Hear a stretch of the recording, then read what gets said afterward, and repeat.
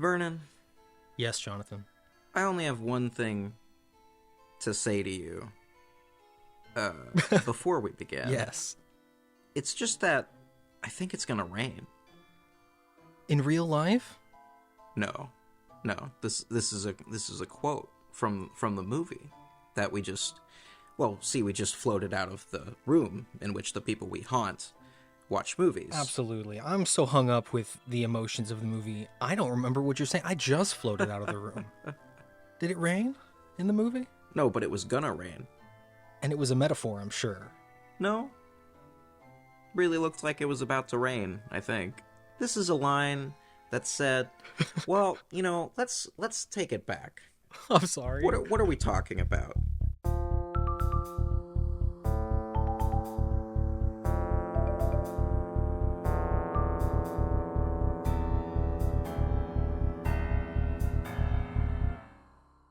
We watched The Babadook, a 2014 instant classic Australian psychological thriller. Yeah, psychological horror, I would say. It is pretty supernatural. I have not seen this movie before. It was kept vague, whether how much of a ghost movie it was. I think it's extremely ghost. There is the ghost of a dead husband, in a sense. And that is what I was referring to, Vernon, with the line, I think it's gonna rain. Oh my gosh. Yeah. What an impactful moment that I now remember, actually.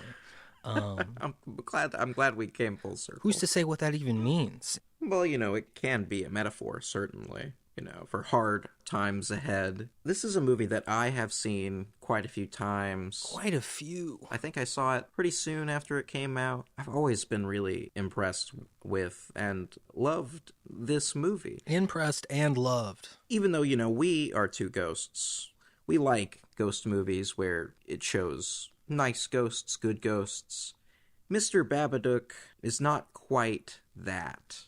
No. But he is also a metaphor for being gay? Question mark? What? No. That's not it. Yeah, Jonathan also made me watch this under slightly false pretenses. Yes. We were looking for gay horror movies, gay ghost horror movies, which apparently is impossible. There are a few of them, but... And so why is the Babadook a gay icon? How did this happen? He's not really. I'm sorry to let it slip, folks. As a bisexual, I'm supposed to keep these secrets, but bisexuals can't keep secrets, therefore. Hilarious. Although you could kind of say that there's, some stuff there if you wanted to. Like, he is all locked up in a cellar. In the closet. In a closed space that he can't come out of.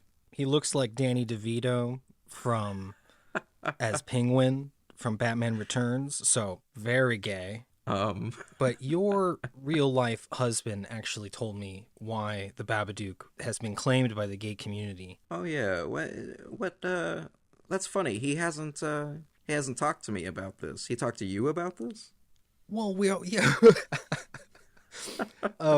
Anytime Dylan gets a chance to spoil something, Dylan takes the opportunity. And it was that on the Babadook's first being put on Netflix, it was incorrectly put in the feed of Pride Month movies or queer movies. That's correct. So people just grabbed it and didn't let go. And I think that's probably for the best. There's always a kind of inception point, and you've got to go deeper into the closet. But I don't think any of that holds water in the actual movie. No.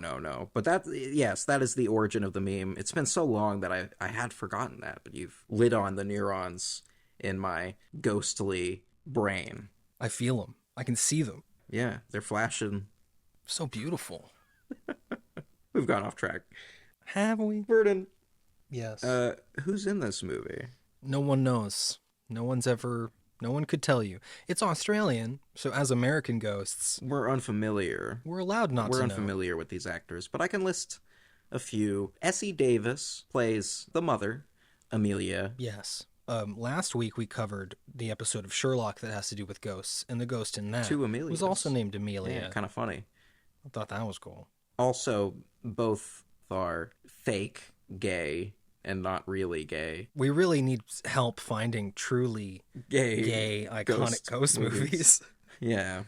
The second important actor in this movie, main character, is Noah Wiseman, The kid, really young kid who whose IMDb photo 10 years later is still a still like from this movie. he's got one of his contraptions that's like a big back-mounted slingshot, and he is a, how should I put this? Like a child with some severe behavioral issues is actually how they put it. There's a whole dead dad, dead husband scenario like we've kind of gotten into, and she's having to raise this kid on her own and is having a hard time of it. And in the movie, he's 7 years old. It's quite a remarkable performance, actually. Very annoying, like it's supposed to be. Well, annoying. I mean, I'm a very sympathetic person in Ghost, but yeah, it's supposed to be extremely trying and stressful. Definitely. You know? Kind of neurodivergence coded, you know? 1 minute into the movie, I wrote that, is she a ghost? Ghost mom?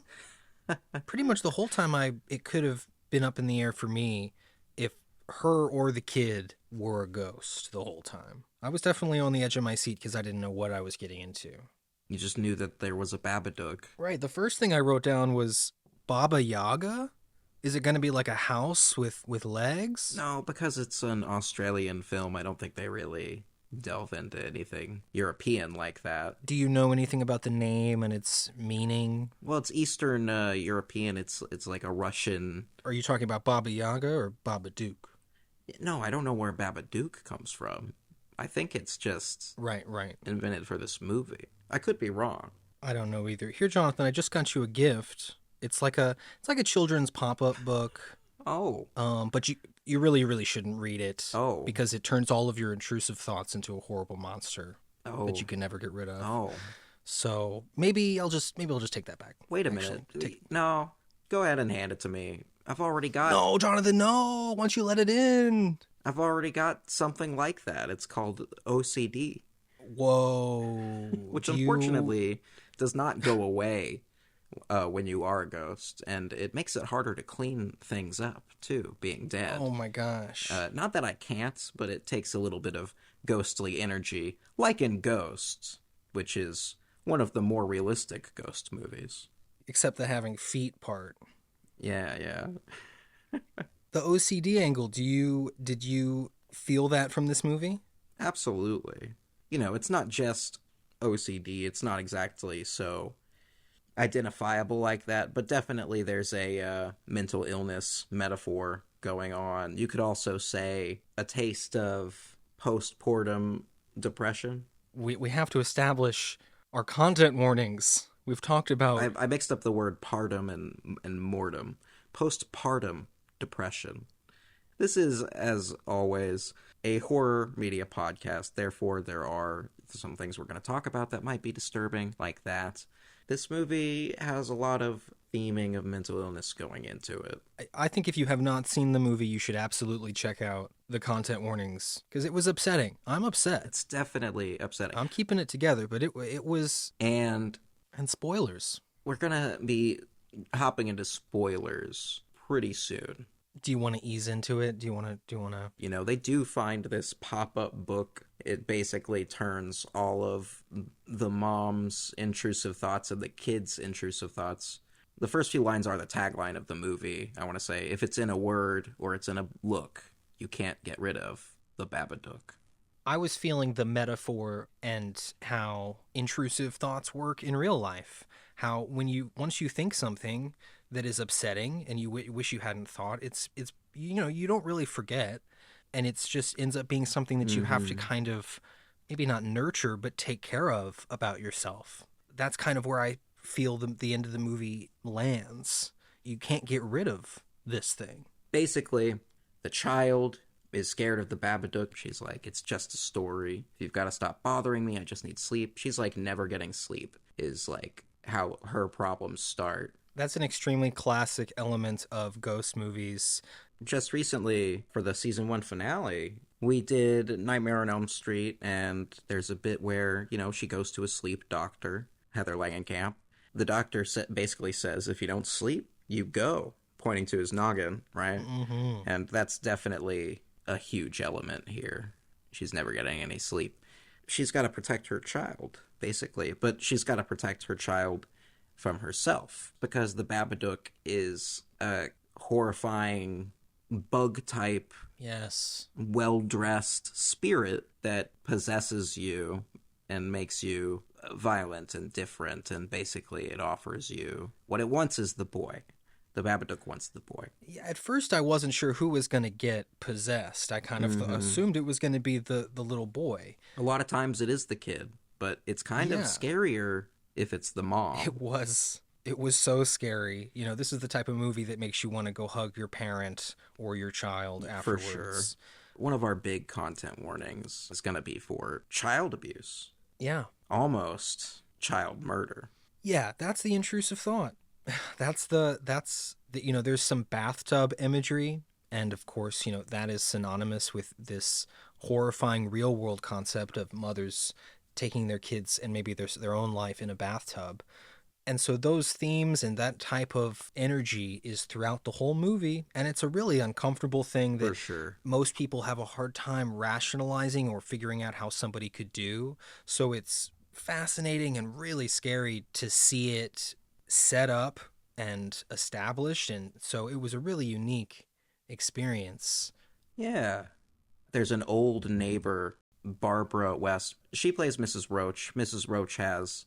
Mrs. Roach, huh? Mm-hmm. That's interesting, right? Mrs. Roach. Yeah, there's a lot of bug stuff. There's a lot of bug stuff, but it turns out to be not really indicative of her being evil or problematic in any way. She's a nice old lady. Yeah, I thought like it was all a dream, honestly. So I thought that she maybe wasn't real and was kind of a figment, because some of the bug stuff, there's a sequence that involves cockroaches specifically, and kind of an implication that she's imagining them. And Mr. Babadook himself moves kind of like a roach. That was successful. That the movement and the appearance. A lot of coats on hangers. I thought that was awesome. Really cool. You know, as soon as we started seeing the Babadook around, I thought the movie was really going off. Well, the first one you see is in the basement, because it's the husband's attire, I think. Mr. Babadook is dressed kind of in a traumatic outfit that looks like one of the husband's outfits a little bit. The basement also is where ultimately we hide the Babadook in the finale. But in that early part of the movie, it's where she hides all of her memories about her husband. Mm-hmm. And you know, Samuel, one thing about him is like he always speaks his mind. He's very inquisitive. He will just talk about things that maybe he shouldn't talk about so openly in a lot of people's eyes. He'll just be like, my dad died driving my mom to the hospital to have me. Yeah, right. And she's like, oh my God, I've got to get the fuck out of here. And really, he's got, you know, kind of the key to moving on from trauma is to be open about it and be able to talk about it. It's honestly such a emotional ride, such a well-written and well-crafted film. Oh yeah, super tight, you know, 1 hour and 30 minutes, no wasted time, no B plot, nothing extra. Not really. There's like a dash of like, oh, maybe mom's gonna get a new boyfriend, but you know, he meets her kid at a rough moment, and he's like, I hate you, and she won't let me have a dad. Us quoting the kid sounds cheesier than it actually was. I don't want to scream into the microphone is the problem. This kid does a lot of yelling and screaming. Yes, it's maybe true. we should talk a little bit about sound sensitivity with that, or do you want to save it? Sure, Jonathan. I'm always ready. I have it in a holster right here, and now I've drawn it. I also drew a picture of the Babadook because it was so striking. Anyway, I'm super sound sensitive, and I am even more now that I'm a ghost. And so when watching got worse horror movies, I'm always wishing on a star for there to be one that manages to create tension and thrills without screeching sound effects or high-pitched music. And gosh, this movie was... It's not kind on the ears. If you are sound sensitive, may unfortunately have to skip it, but Vernon has put themselves through the pain. I took the opportunity to catalog all of the sounds, but just some of the highlights. There were 46 screams. 46. That's a lot. and 34 dishes sounds. Wow. Lol. Yeah. We talked about this before. This is one of the only things we talked about. I know. Because I was concerned for your ears, naturally, your ghostly ears. Thank you, Jonathan. And I was like, she's always doing dishes, but it also seems like she can never get them done. Which is sometimes a relatable feeling. Yeah. You know, I was the one to do the dishes in my household before dying. And yeah. And it adds to the feeling of, you know, the job of being a mother is never ending. Especially a single mother. I, myself, have and had a single mother. My dad didn't die. It was just a regular old American divorce. You know, both still living, God rest their souls. Yeah, I did think about your mom. Because if I squint, this basically looked like you and your mom. Oh, God. And you're the one who said something amazing. Sorry. I have seen you. You've seen me and my mom, and watching this movie is probably doubly emotionally affecting for me because she does look so much like my mom. My mom also had a hard time sometimes. She never had a Babadook problem, though, luckily. Who knows how she didn't? She's a nurse. Yeah, that element, too. You know, I definitely projected myself and my childhood on this, but I obviously, you know, looks-wise, I could see Jonathan. Well, I think that anybody who watches it will project their childhood on it. Your response will vary based on the kind of childhood that you had, I would imagine. I was kind of crying. Oh my gosh. Slowly crying through the second half of this movie. Just tears falling constantly. It was one of those cries where it just like happens and like your eyes have just teared up for so long that now tears are just falling down your face. Wow. Weeping ectoplasmic tears. Yeah, but not like weeping, just like I feel it. I usually report when I cry. I didn't cry, but I was extremely engrossed. It was honestly kind of a cathartic, quiet cry session. It was like a Lord of the Rings cry. You know how they cry in that, where it's just like a single tear going down the cheek. Yes, and you have the beautiful blue eyes. Yeah, you could do one of those beautiful shots, and you look like a hobbit. I turn around in slow motion, and I honestly do look a lot like a younger Elijah Wood. Oh in my certain gosh. Ways. Maybe Pippin. I said in certain ways. Oh, I'm sorry. You look just like Elijah Wood. You're right. Yeah, maybe in Wilfred. Hey, is that a ghost show? No, but it's got a dog that he imagines.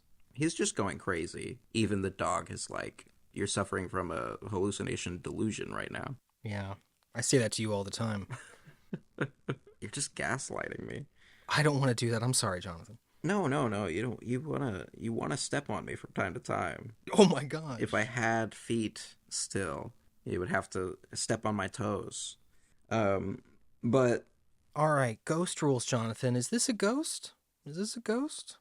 Well, you know, are these ghosts? Is this a ghost thing? Mr. Babadook is basically a negative, invasive spirit. Yeah. Right? There is the mention of the word spirit. The kid wants to be a magician, and there's a poster of a magician that says, "Does the spirit come back?" Mm-hmm. So maybe there's some like, is this supposed to be the dad's spirit?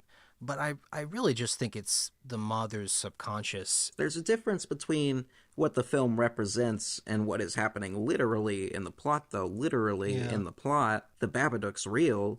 At the end of the movie, they keep it in the basement and they feed it worms to keep it sated. I think that's just taking care of your internal intrusive thoughts. You know, it's not something you can get rid of. I guess you're right. That's different. The metaphor is different than what's literally happening, which is feeding the Babadook worm. That's how most fiction works. You know, things happen in the plot and they represent something, but they don't usually get all meta with it. And that's, I think, where it works best most of the time. The Babadook. The Babadook. Dook.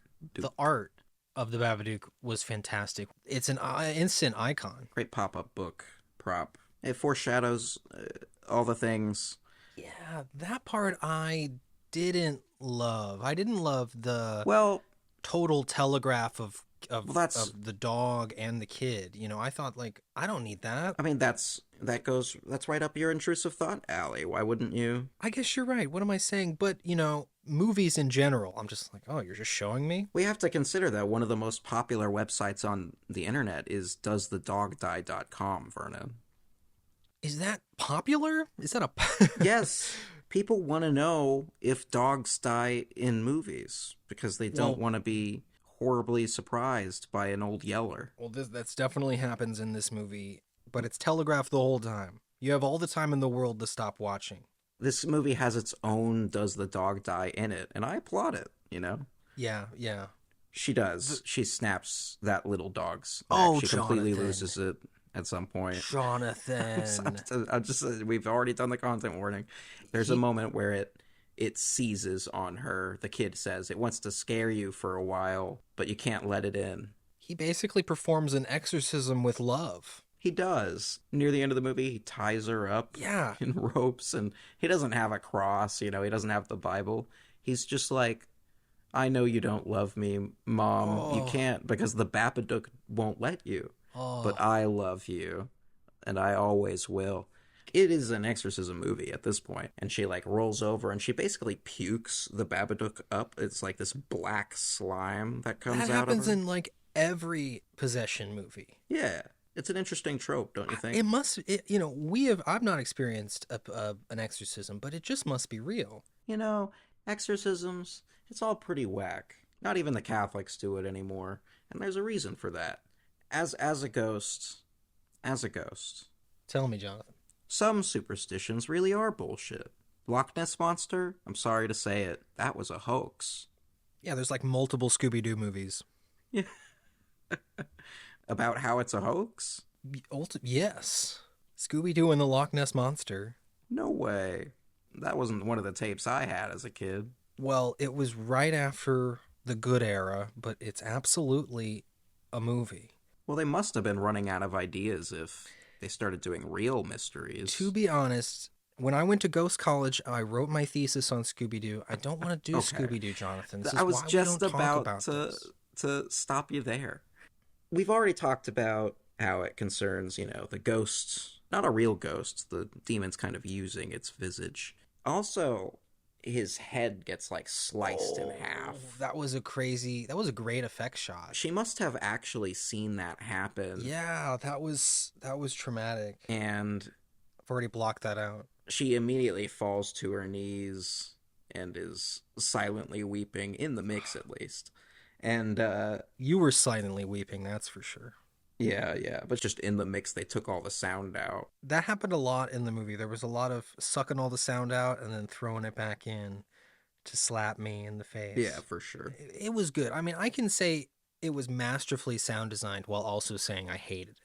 And then, you know, she and the Babadook kind of stand off. They kind of stare each other down and roar at each other. Yeah, she did so... Yes. This is, she stands down this thing that's been eating at her, and she's basically like, you're nothing. And then the Babadook is like growing it looks like horns and its gloved fingers and kind of like wings at the same time. Like it's out of the shadow. You can't really make it out. That is so cool. And then you hear like T-Rex roars, you know, what we think a T-Rex sounds like. She fucking gets him to back off, basically. She roars louder. She doesn't let it in anymore, and so it has no power. Much like what they try to do with Freddy in Nightmare on Elm Street, but it doesn't seem to work in a Nightmare on Elm Street. Nightmare on Elm Street has a gotcha ending. Womp womp. Yeah, womp. Most womp horror movie ending of all time. The director is also the writer. She doesn't want a sequel. However iconic this character has become, right? She apparently owns the intellectual rights and, you know, refuses to ever let it happen. Good for her. I mean, it's obviously a very personal, you know, thing. If you put the Babadook in another story, I don't think it would be good. It's her trauma. It's this character's trauma, and you don't want to make a sequel.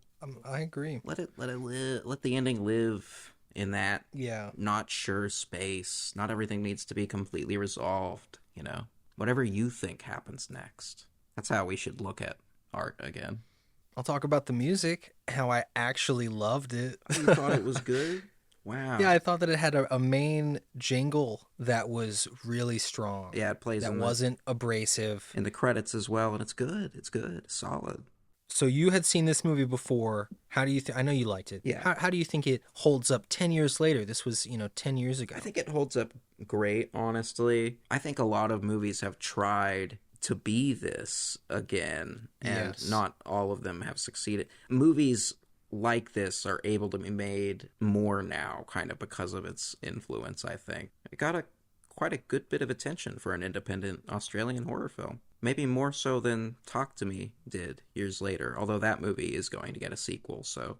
Right. Or I think that sequel already came out, right? Close to when we did that episode. We covered the first one, but there was like an article that came out that said the writers wrote 2 scripts, one that is a direct continuation and one that is a new cast of characters, and they don't know which one to film, so it has not been filmed yet. Okay. They wanted to get our opinion specifically, I think. Interesting. Well, I support new story with that movie. That movie can be a series, and it's easily set up for it. I don't know. Would that be as popular without the Babadook? Certainly, it's a good movie. An excellent ghost movie. This reminded me of the beginning of Resident Evil 8. It has this storybook, like, opening of the pop-up book, and the house is actually, like, the placement of the staircase and the kitchen and everything is actually, you're like, right. spot on the opening moments of that game. I wouldn't be surprised if that was an influence. Those Resident Evil 7 and 8 are definitely influenced by the horror of the time. Could be. And that, the Baba Yaga. A lot of European horror going on in RE8. Blair Witch is kind of like the Baba Yaga. I think we talked about that in that episode. For sure. Another excellent, turns out to be a ghost movie. You hear ghost children, Oh, there's ectoplasm. Not every movie has ectoplasm, Jonathan. There's some gotta be some weird blue slime. I want to do dates. We've done it. This movie came out November 28th, 2014. The exact same day as a movie we talked about last week, Benedict Cumberbatch's The Imitation Game. Oh, wow. Can you believe it? We talked about that last episode, and I said, boring. And that's the only date I have. I do, on the other hand, have some reviews. That's cool. This is the first time I'm doing this. I meant to do it last week, but these are reviews for the Babadook. Okay, 4 stars. I'm not going to read the names of people. I asked Jonathan, and Jonathan said I shouldn't. 4 stars. Fun and cute. I had only found out about this recently. Cute. Okay. I don't know about cute in some moments. I don't know about that one. Red flag. Okay, here's another one. 3 stars. Started off quite boring, but got better once my favorite character appeared on screen. I missed him and their chemistry. I'm not sure what that means. Did that reviewer like the guy that shows up and disappears after an embarrassing moment with the sun? It might be the Babadook, my favorite character. Their chemistry. I'm not sure. Okay. Keeping it rolling. 2.5 stars. Okay, she did scare me a bit, though, to be honest. Yeah, it looks like this movie's user rating, has been brought down a lot by, I'm going to say, dumb people. People. Wow. Okay, here's the last one. 3.5 stars. Super atmospheric. But my family and I did not realize that this was related to the actual show, which we have not seen all of, so we were very confused by the end. Wait a second. What? I'm sorry, Jonathan. These are all reviews of the Sherlock episode with ghosts from last week. I actually don't have any Babadook reviews. My bad. Oh my god. You got me. I got this is I'm shuffling papers right here. I'm trying to right the wrong, Jonathan. I got punked. Okay, Oh. wow. Success. You really had me going. I was like, these reviews are weird. I will say, though, the score on IMDb for this is shockingly low. We need to keep dumb people from watching good, smart horror movies. For sure. That's a shame. Well, there's no ghost book this week. Did you read a ghost book?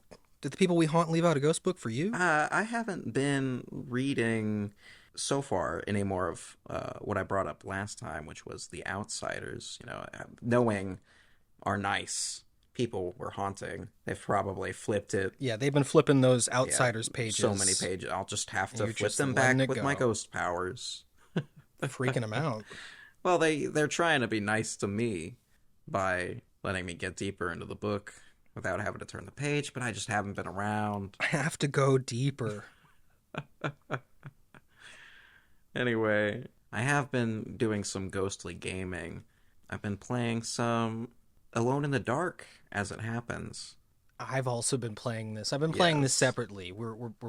I'm playing the lady, and Jonathan's playing the man, I chose, the David Harbour man. It lets you choose your character, and I said, of course, my first playthrough is gonna be the one where David Harbour's there the entire time. I also did not skip a beat and knew I was not going to play the David Harbour.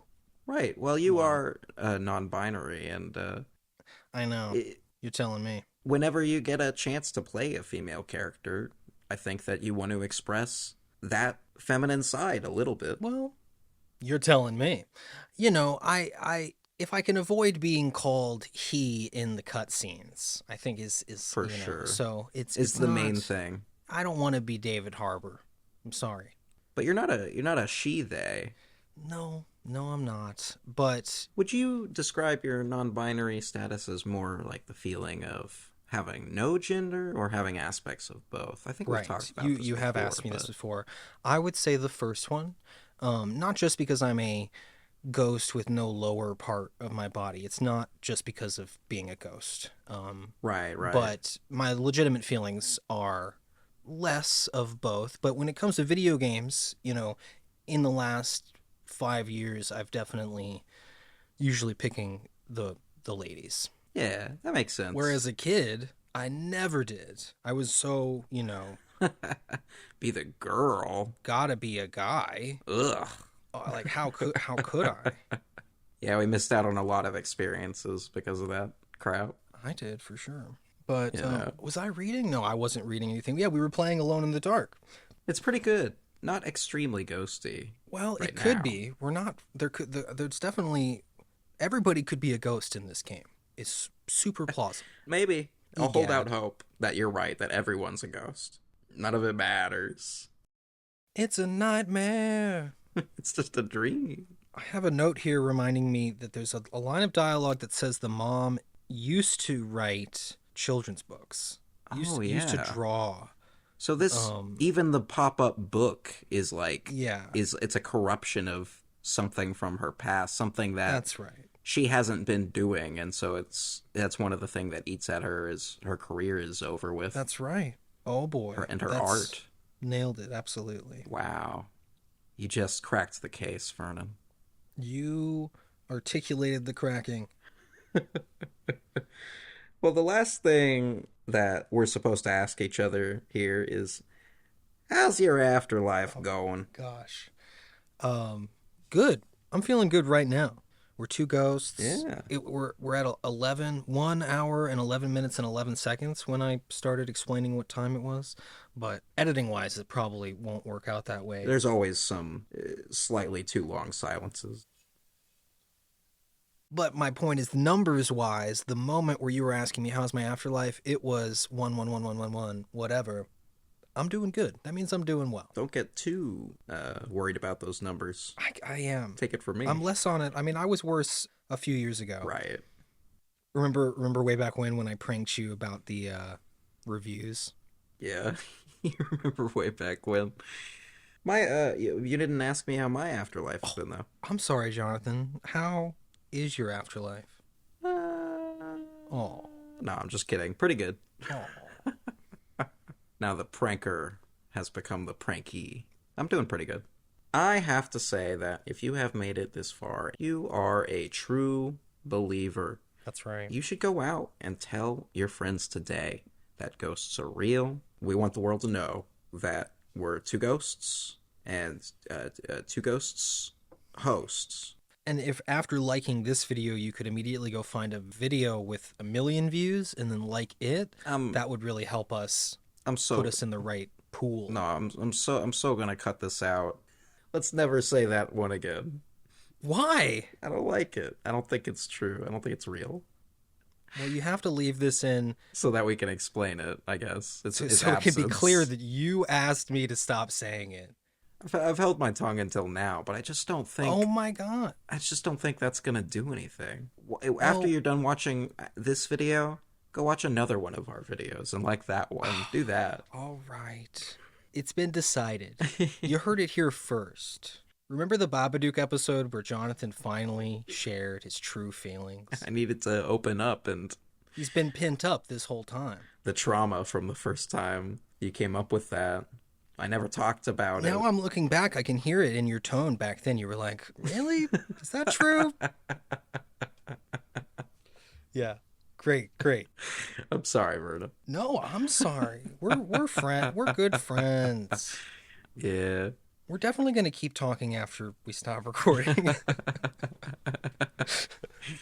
All right, everybody. That's got to be it. That's got to be it.